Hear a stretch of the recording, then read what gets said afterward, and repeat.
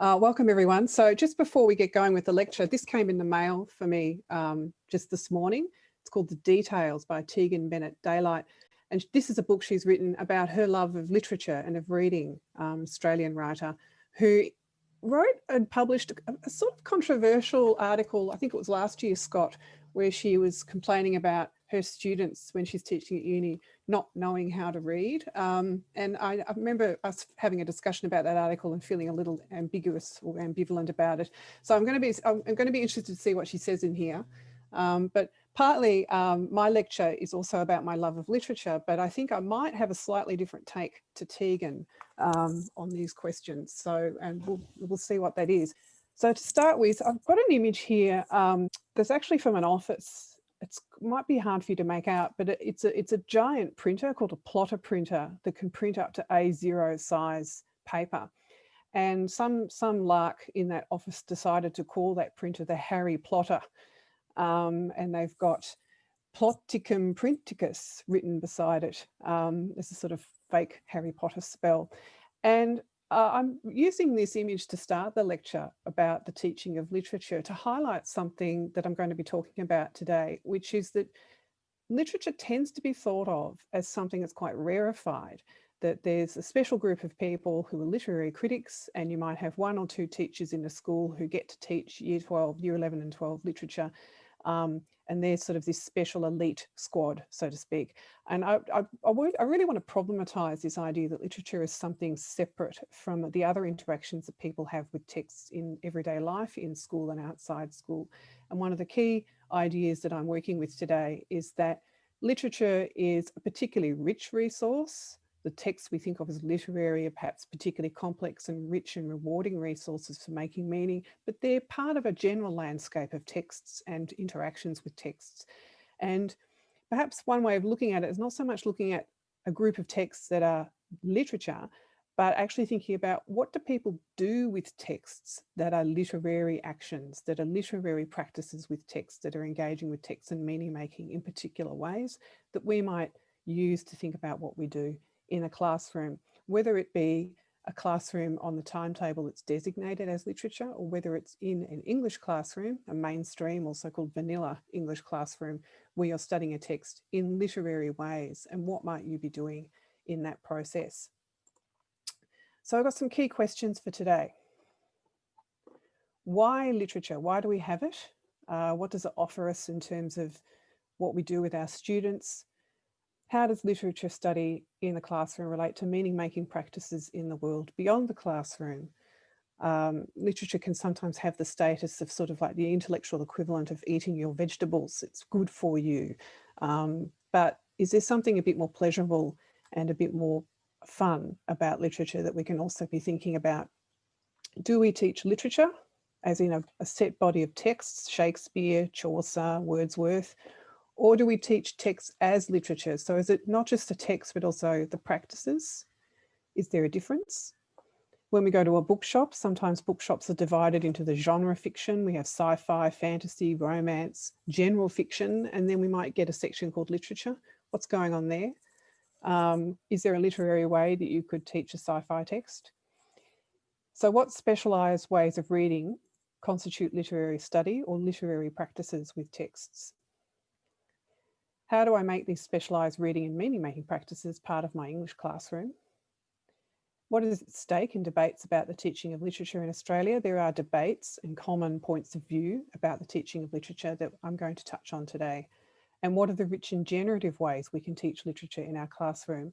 And as part of the latter part of today's lecture, I'll be giving you two examples from my practice, taking what Ian Reid calls the workshop approach to teaching literature. So these are some of the key questions that are guiding my talk to you today. One of the things that tends to happen, and some of you have reflected on this in your forum posts in English A and English B, is that English teachers can sometimes be tempted to offer their students a pre-packaged interpretation of a text. Douglas Barnes, who we've encountered before in English A, he was a general school certificate examiner in the 1950s, and in his memoir, Becoming an English Teacher, he wrote about his impressions about what happens when students are funneled towards these sort of pre-packaged template responses to texts. He writes, my overall impression was that the examination was encouraging and rewarding an unhelpful and even misleading version of the reading of literature, and that at times it was most unjust to students who were thinking for themselves rather than reproducing what Frank Whitehead called ficts, that is, rehearsing the contents of story, poem or play as if they were facts to be learnt. Now, this idea of ficts is a really interesting one. So what happens is when you're thinking about teaching a text as a text study, as a literary text study, there's a lot of work that you're going to be doing before you present that to your class and engage your class in that study. And you go on a journey. You read the text maybe a couple of times before you teach it. You engage with literary criticism. You might sit down and have long conversations during the holidays with your colleagues about how we're going to teach this text. And you go on a journey with this text and you arrive at an interpretation at this text. But what sometimes then happens is that we then present the interpretation we've arrived at as a done deal to our students, so that rather than them experiencing what you've experienced, going on that interpretive journey, they get the pre-packaged end point of that journey. So it's not as if we don't guide students towards interpretations of text. We have sort of a sense of a focus and some key questions we might be exploring.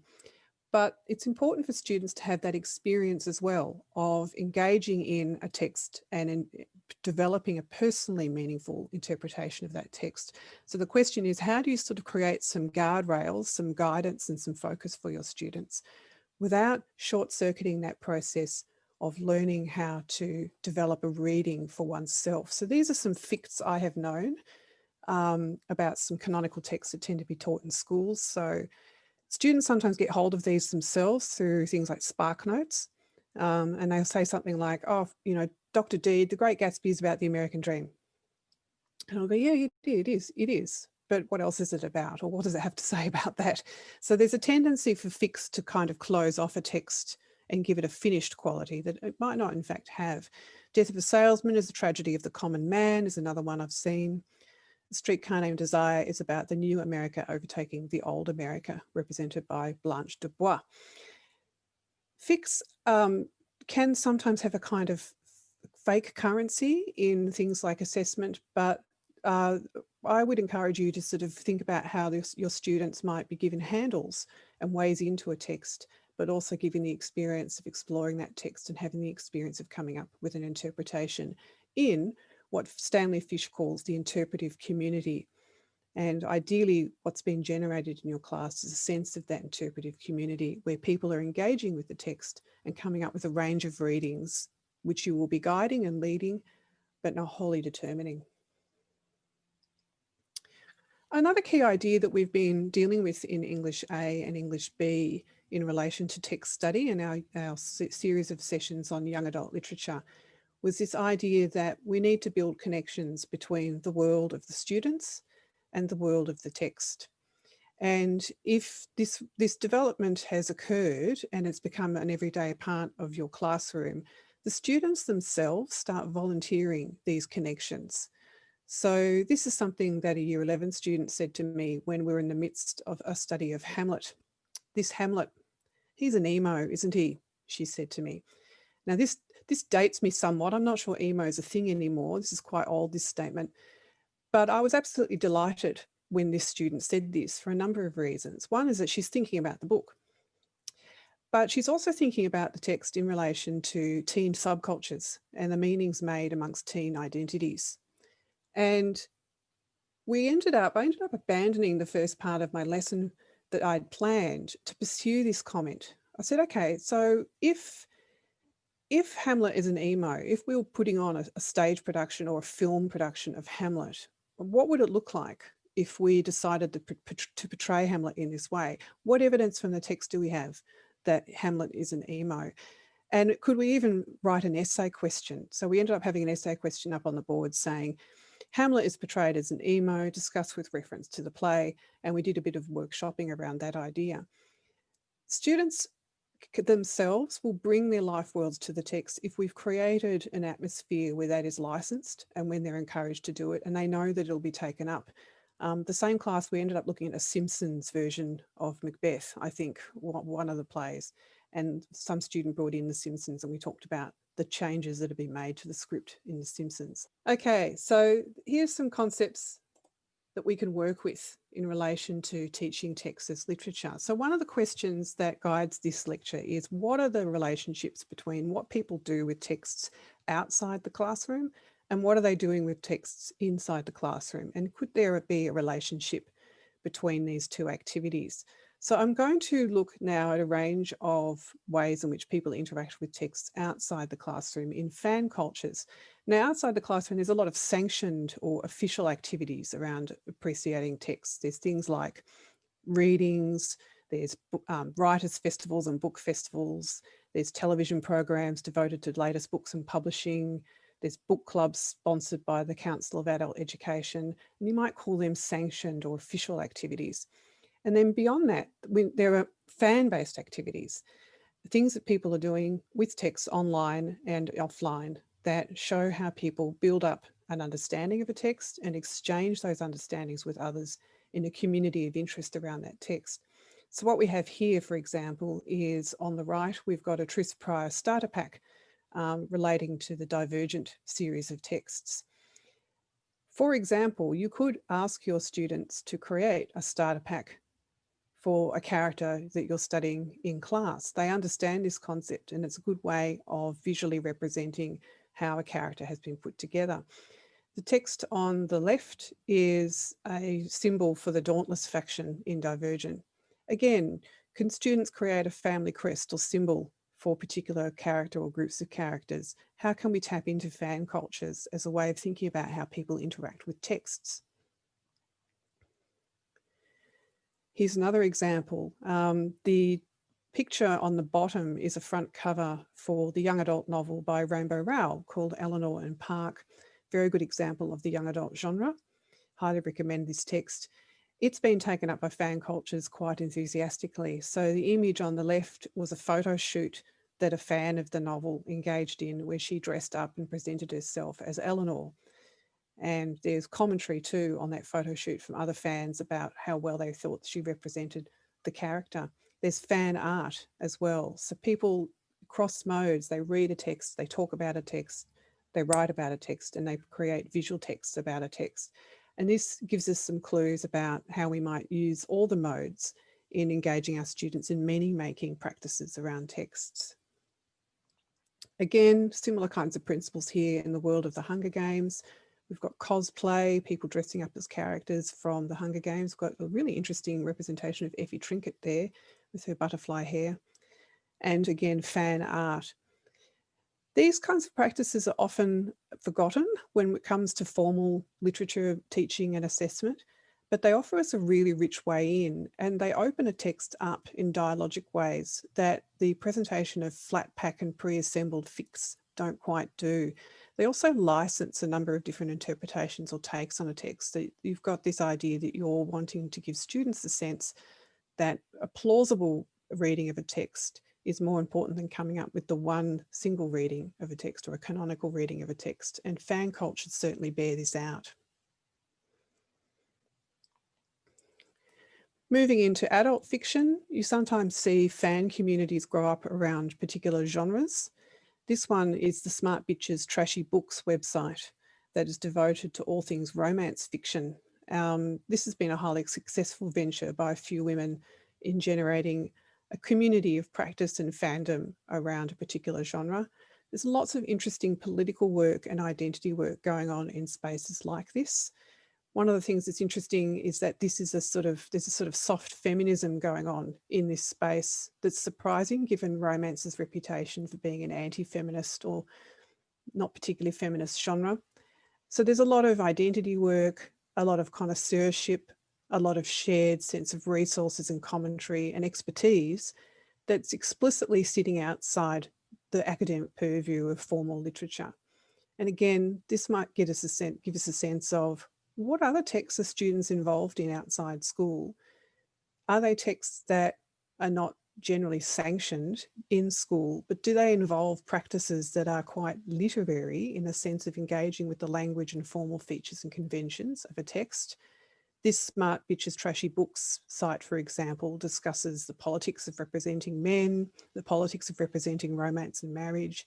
It's quite a high level of discussion going on here in a genre that's routinely dismissed as having no intellectual merit. It's an interesting phenomenon of this.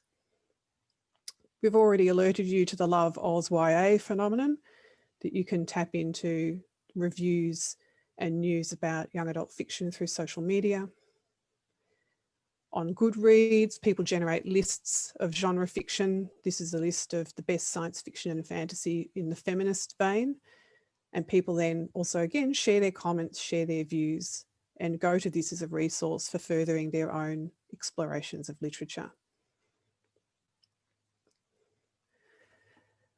So what we've got here is a literature landscape, if you like, full of texts, some of which are sanctioned and regarded as sufficiently literary to wind up on book lists, but then a whole host of others, countless others, that lie outside of the purview of what is generally deemed academic literature study, but involve a range of practices that are very rich and that generate lots of ideas for people engaging with books. And this is one way of thinking about how we might approach planning our resources that we use for curriculum. What next? So I'm going to touch on a historical perspective, some of the debates around teaching literature that have sprung up since mass schooling got started in the 19th century, because having a historical perspective gives us a standpoint on the current perspective in debates. I'm going to touch on Ian Reid's idea of the literature workshop, which is in the set readings this week. It's published in 1984, but its insights are still very fresh and relevant for us today. I'm going to briefly look at where literature sits in curriculum frameworks and the kind of language used in those frameworks and documents that indicates what is meant by the literary or a literary focus according to those documents. And then the last part of today's talk is going to look at two studies from practice from my teaching of two texts, David Malouf's Ransom and Gustave Flaubert's Madame Bovary, in a unit of work on literature in translation. And then we'll finish with implications for practice using this workshop model. All right, who's this fellow with the very strange hairdo that makes it look like he's got horns? His name is Matthew Arnold. And he was a poet. You might have studied his poetry in your units in literature. And he was also a school inspector. And he's credited with starting the subject English in English schools and establishing it as a separate subject of study. And he made a number of statements that have become quite famous for the place of literary study in mass schooling in society. He focused very much on what Terry Locke would call the cultural heritage approach to teaching literature, if we think of those four orientations from Terry Locke. He said that culture is to know the best that has been said and thought in the world. Who decides what the best is, of course, is a question that's left unanswered in statements such as these. He positioned the teaching of literature as a moral duty. Now, in the context that he's working in, there was mass migration of people to the cities during the Industrial Revolution in England, and he was writing and working at a time when enormous slums had developed in the major cities of England, and those slums contained many, many children who were the recipients of sort of some basic education. Mass schooling was starting to get started for people who weren't from the landed gentry. So mass schooling was getting underway, and it was seen as part of mass schooling's role to inculcate an aesthetic appreciation and certain set of moral principles to elevate the tone, if you like, of life in the cities of England. So he had some key phrases and ideas around the teaching of literature that we still see floating around today. So he claimed that teaching poetry inculcated sweetness and light to students. He also claimed that good poetry does undoubtedly tend to form the soul and character. It tends to beget a love of beauty and of truth in alliance together. It suggests, however, indirectly noble principles of action, and it inspires the emotions so helpful in making principles operative. There's a really strong view here that the teaching of literature is a moral duty of English teachers, and that in doing so, they're going to expose children to the best that's been thought and said, and sweetness and light, and somehow by the power of this literature, it's going to elevate the tone and the behaviour of the students. This seems very Victorian, this idea, but it persisted well into the 20th century, and I would say it even persists today in some forms of arguments for the study of literature.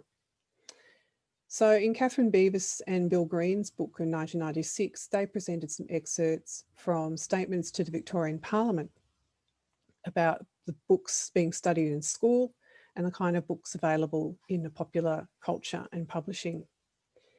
And this statement's very indicative that the understanding of literature as a moral force was still very much in play in the mid-20th century. So this politician said, "I stated earlier that the purpose of studying literature was not purely to create or understand the aesthetic element, but it must be conceived as a means of developing the character of the individual. Literature may exercise a great moralizing force, hence it is an important factor in the education of children." Another statement also rails against the trash which forms part of the literary meal served up to our children today. And there's an argument there for the censorship of popular or trashy forms of literature, or that this isn't literature and it's something else, some pulpy kind of sub-literate form of text. These arguments may now seem pretty antiquated, but they're surprisingly still current in some ways in which people talk about the kinds of texts that students and young people are engaging with. There's still a lot of moral panics around the kinds of texts that young people choose to engage with and the kinds of texts that it's said teachers should be exclusively concerned with in the curriculum. In the mid-20th century, right up until the 60s as well, the teaching of literature in Australian schools was seen as part of helping students become good citizens of the British Empire. And so the teaching of literature from England was seen as part of developing the kind of membership in the British cultural world that was seen as part of education. Even today in the UK, a lot of debates around what should be on text lists for schools revolves around the idea of British values, and that students should be given texts that represent the best of English literature in particular as a way of inculcating British values in the post 9/11 world. And that's really indicative in the text lists that you see for the GCSE and the A-levels. So literature teaching is tied up with debates around the place of literature in schooling and how literature is seen as part of a purpose, a moral or a political purpose of schooling. So into the 21st century, we still get some of these statements from conservative commentators. Kevin Donnelly, who we've come across before in a quote in, I think, something from Brenton Dakey in last semester's study. Here he's arguing against a multicultural sense of what literature could be in schools, and he's arguing for a Western canon as part of the identity forming role of education. He argues no amount of politically correct claptrap about the importance of Indigenous and Asian texts can erase the fact that central to English as a subject are those enduring literary works that are part of the Western tradition.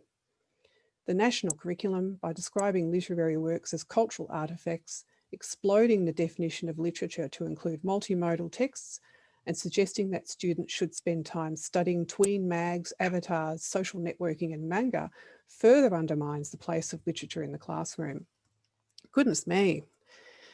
There's a lot of assumptions in statements such as these, that if teachers are teaching manga and multimodal texts, that of necessity somehow Shakespeare's gone missing, that we're not teaching any other texts, we're just teaching popular texts. But I'm sure you realise that schools usually teach a combination of canonical and new and multimodal texts and popular media. These moral panics then stem right back from the 19th century. And it's worth thinking about how when we're talking about text selection and the politics of teaching literature, we're engaging in debates that have been going for more than 100 years. So when we're talking about teaching literature, we're actually also involved in a range of ongoing contestations of literature that have to do with people's anxieties about things like national identity, membership in Western civilization, anxieties around declining moral standards and behavioural standards, and the idea that literature is going to somehow be part of a solution for civil behaviour. And anxieties too about the multiplicity of identities in contemporary Australian society and what that pluralism presents for some people. So, what does this have to do with the reading this week?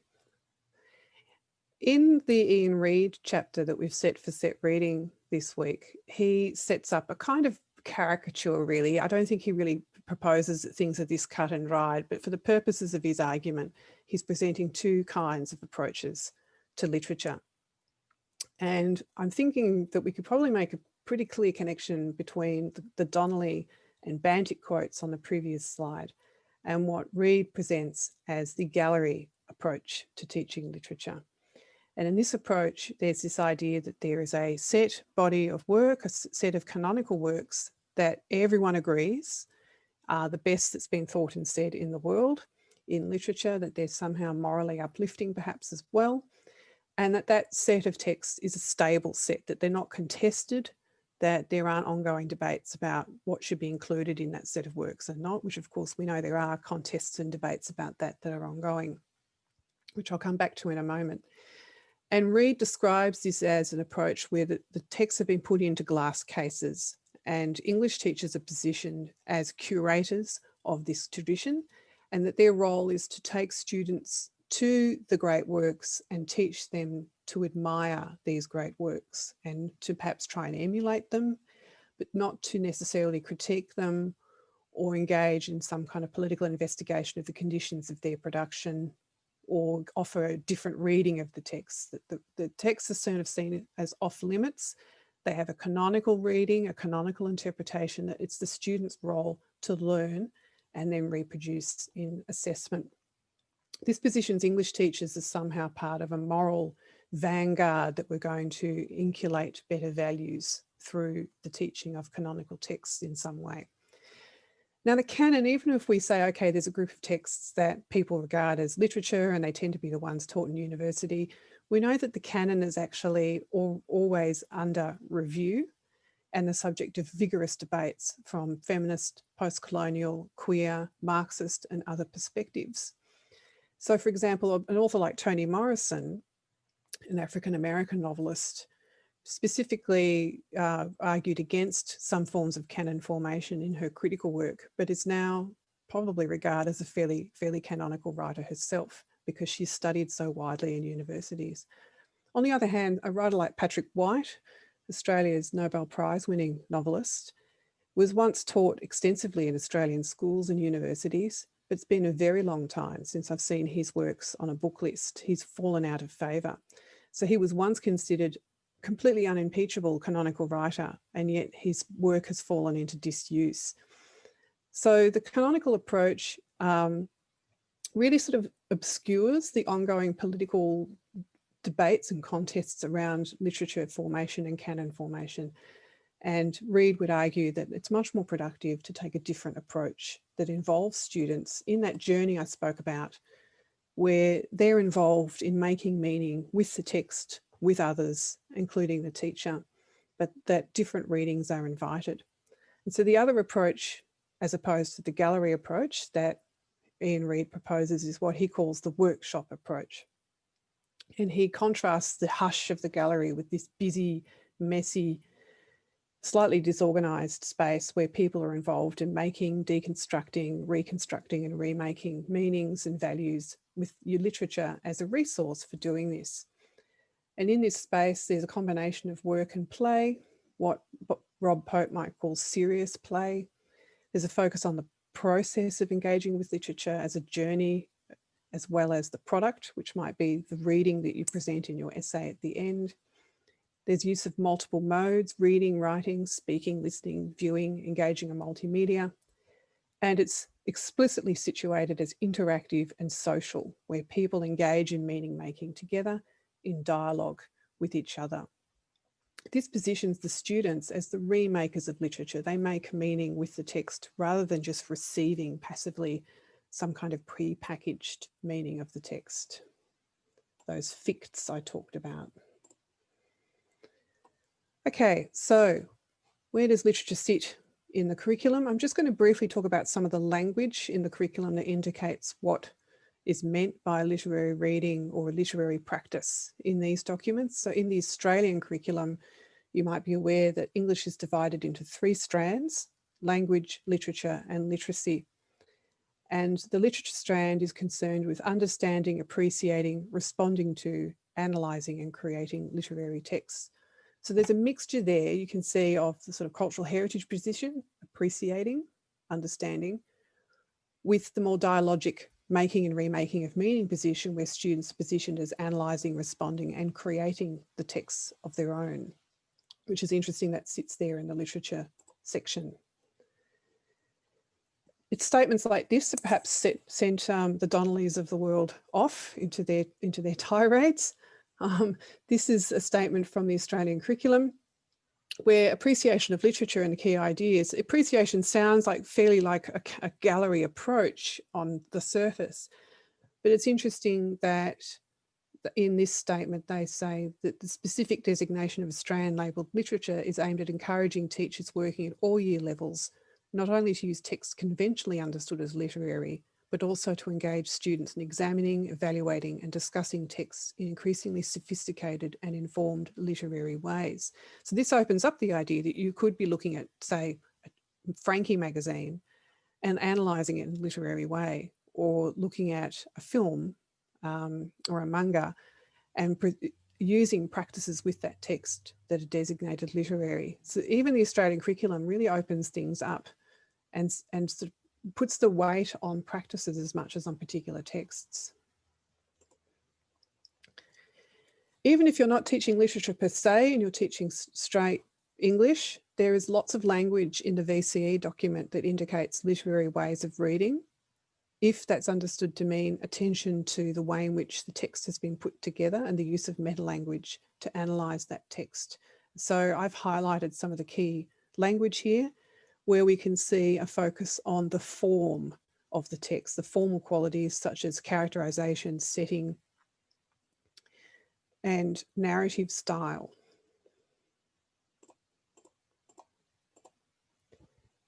Again, similar sorts of language in the outcome descriptions for VCE.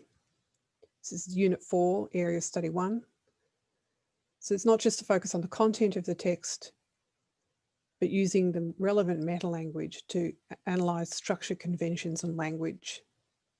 So even if you're not teaching the subject called literature, you are encouraged by these documents to take an approach that looks at the formal qualities of the work. But as Wayne Sawyer and Mark Howie suggest, starting with just labelling the techniques might not be a best way forward.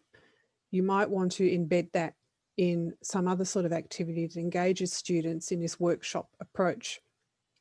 So the last part of this lecture is me talking about a couple of case studies from my practice.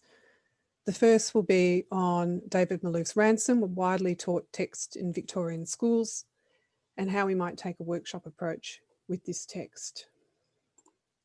Okay, so I'm not going to play the film clip today in this lecture. What I suggest you do is, Scott's put the film clips up on Moodle, and before the workshop this week, it'd be great if you could have a watch of those clips, the preview and a clip of Achilles killing Hector, which is the scene we're looking at closely in workshops. So here's the context. So the original text is Homer's The Iliad, and Malouf, since he was a child, was fascinated with this story, and he decided to retell it and retell it in a way that focused in on some aspects that the original glosses over or doesn't make as much of. And one way we can think about approaching a text is by thinking about it as versions of stories and adaptations and intertextual transformations of texts, which a text like Ransom really lends itself to this approach. Bit of background. So in the scene we're going to look at today and in workshops, Achilles, who's a famous warrior, kills Hector, who is from the side of the Trojans in the Trojan War. The day before we see this battle, Hector had actually killed Achilles' companion, Patroclus, in battle. Patroclus had gone out in battle wearing Achilles' armour, so he'd gone out disguised as Achilles, and Hector had killed him. The custom at the time was to strip the armour of your killed enemy and take it away as booty for war. So Hector killed Patroclus, thought he'd killed Achilles, stripped the armour off, discovered it wasn't Achilles. And so Achilles is avenging the death of Patroclus the following day.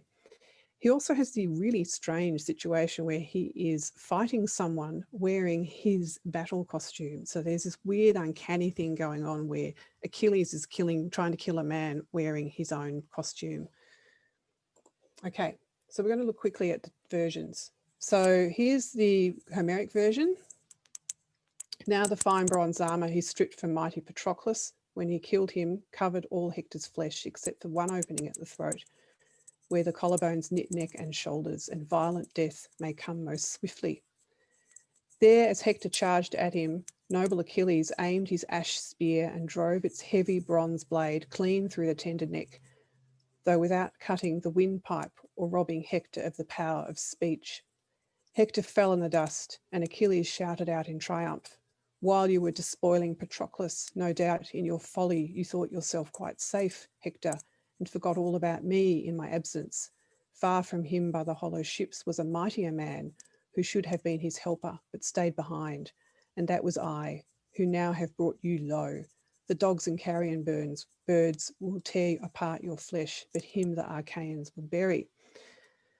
So this is the text of the Homeric, original Homeric text. So what I did was I presented this text. The students had already read Ransom, and then we looked at different versions of the same scene and then returned to Malouf's version to look at what had been changed or transformed in the process. So we looked at the Homeric text. We then looked at a range of artistic representations of the same scene and talked about how the artist has represented this scene and emphasised different aspects of the story. This includes the film promos for Wolfgang Petersen's film. This is two texts aimed at young people. The one on the left is an Edwardian text for children, and the one on the right is a manga or graphic novel retelling of the same scene. So we discussed this as a class. What's been emphasised?